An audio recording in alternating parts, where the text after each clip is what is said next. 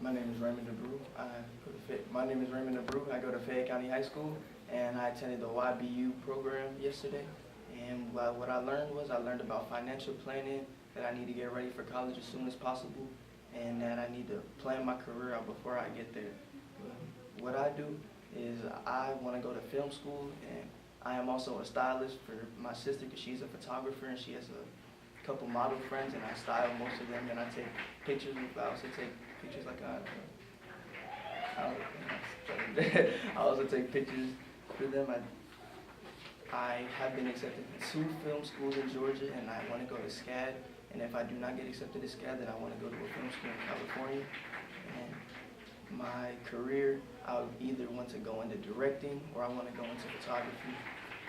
And if I want to be a millionaire, I need to start now. And that's the only way I can get there. Good.